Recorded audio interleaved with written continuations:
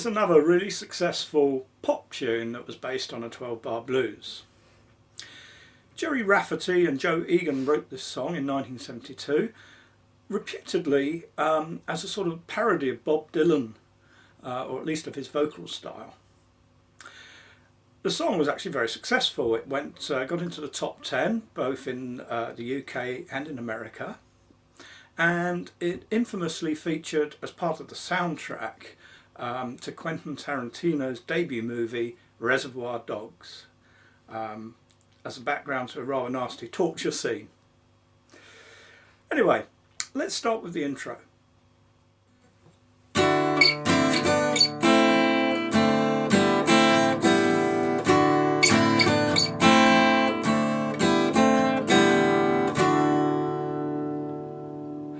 Took me a while to figure this one out when I first heard it. It sounds like open tuning, but actually it's rather a neat idea using just the top 4 strings of the guitar. So we're only strumming the top 4 strings, and we're only actually fretting the middle 2 of those, the 2nd and 3rd string. So if you watch my fingers here on the left hand,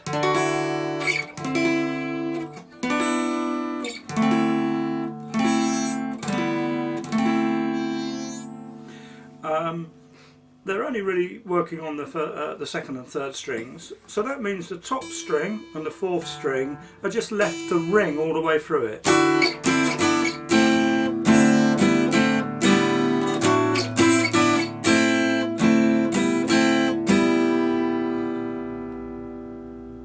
Your right hand action should be nice and free.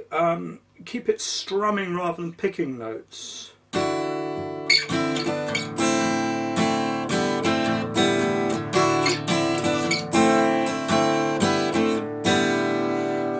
Basically swinging 1 and 2 and 3 and 4 and 8 to the bar, but you've got to look very, very carefully at the tab to see whether the hit's on the up or the downstrokes. That's critical to get the actual sort of flowing feel of it.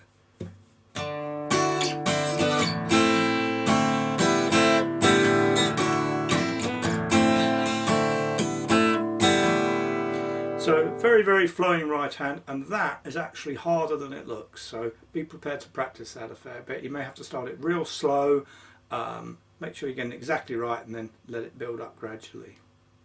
On the fretting hand, I'm going to advise using the smaller fingers, your 3rd and 4th finger, to hold those first 2 notes down, because then you'll find it easier to make the transition from there to there, which is the quick bit. Now at first that may feel harder, but in the long run you'll get a better flow, so try and bring that little finger in on that. Let's just show you that in close-up. Starting with those 2 fingers there then, the 3rd and 4th fingers on the same fret, fret 7, and we're on the B and the G strings.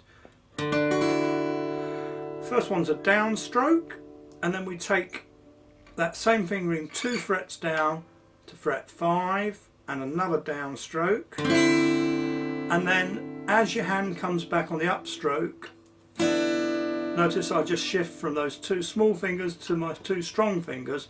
First finger, B string, fret 3, 2nd finger, G string, fret 4.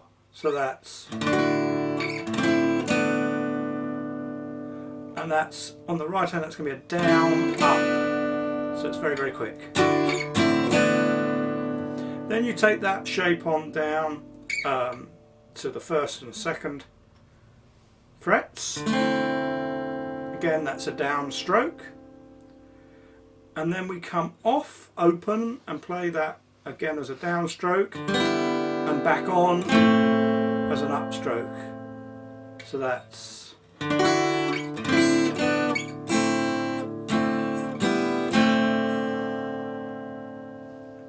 and then we finish on another upstroke on just the open.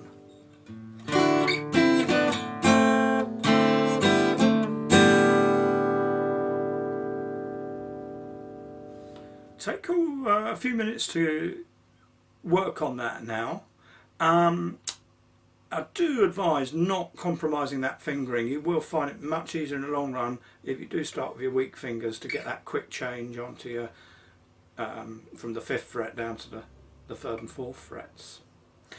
I'm going to play it now in correct time, but nice and slowly, so you can see the action of both hands.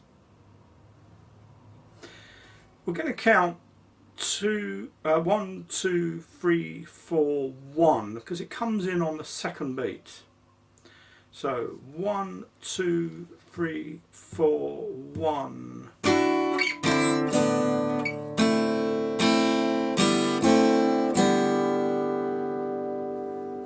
And again, even slower. 2, 3, 4, 1.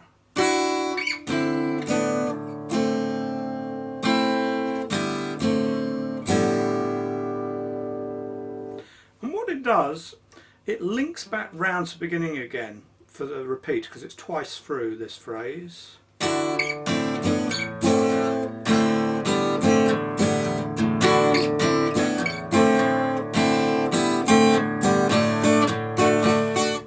Having gone through the intro sequence with the open strings there twice, the intro sort of settles on the D chord just to sort of establish the main rhythm of the song, which is something like this.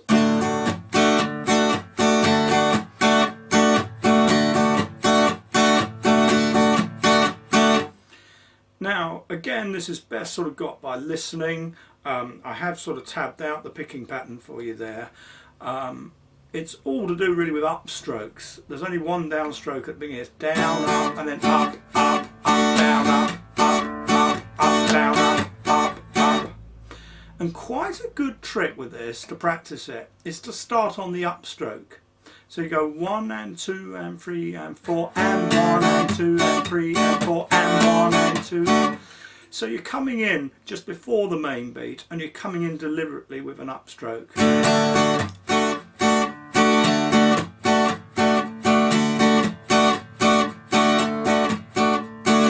Again, listening to the original is a great way to sort of pick that up. Just a close up on the right hand there, to emphasise that point with this sort of main rhythm pattern. Start on the upstroke, and after that it is literally just, the only downstroke is on the 1st beat, so it's and 1 and 1 and up, down, up. Not an easy rhythm for beginners, but stick with it and it'll become natural after a while. So, having completed our 4 bars of D of the intro, we launch into the vocal part of the song, pretty much following the 12 bar pattern, at least for the first 8 bars. So that's 4 bars of D.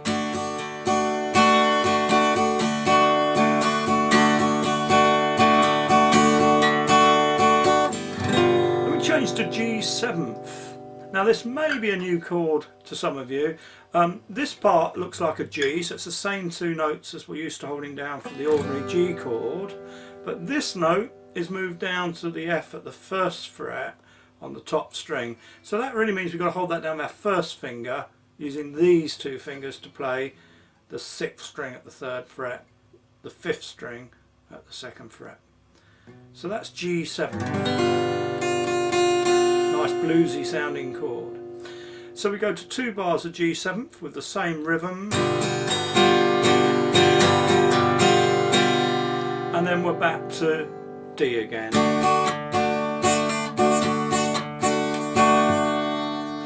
Then the last line takes a slight departure from the normal sort of 12 bar. It's 1 bar of A, and then half a bar of C, half a bar of G, back to D. So that last line again, A, C, G, D.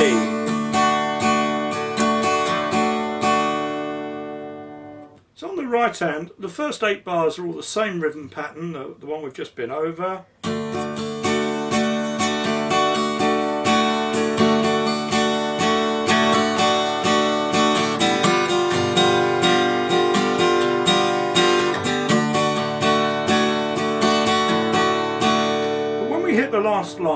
we go to a straighter rhythm, literally just down, up, down, up, down, up, down, up. And then on the C to G is actually, because to allow for the actual change, you just hit each one 3 times. So it's down, up, down, up, down, down, up, down, and then back to the main pattern on the D. So that last line again, A, C, G,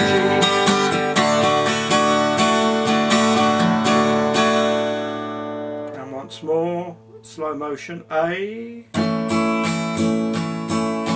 C, G, D.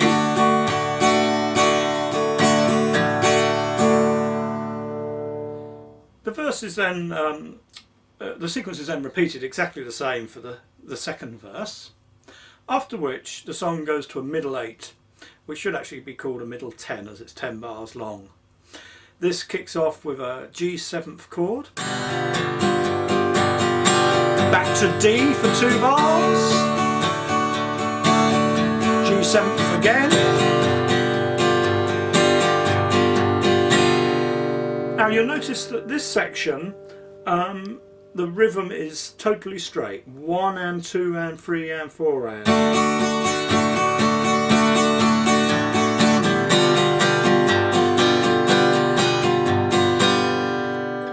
So that's nice and simple. Then that leads back to the D, and this is where the song's very effective hook comes in. We hit the D and hold it, while someone hopefully plays a cowbell for us, and then we switch to A 7th. Again, that's just hit and hold for 2 whole bars. So the timing's pretty crucial during that break part, during that hook part as I call it.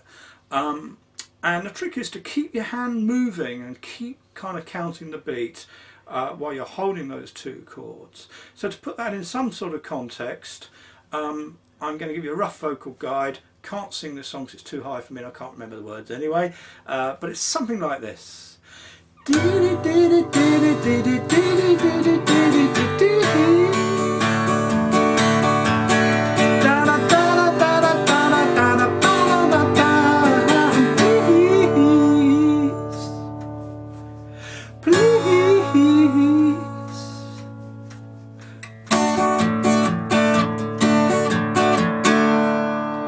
See how that kept my hand moving during those breaks there to keep in perfect time. The song then goes back into the main rhythm on the D chord just for 4 bars. On the original recording there's a little bit of slide guitar solo over that. That's effectively covered all the parts of the song. If you want to play along with it as recorded, here's a look at the whole sequence of the song.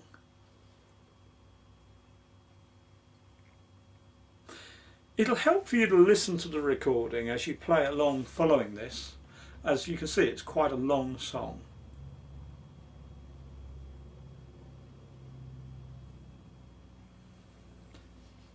Okay, well, have fun with that, and I'll see you in the next lesson.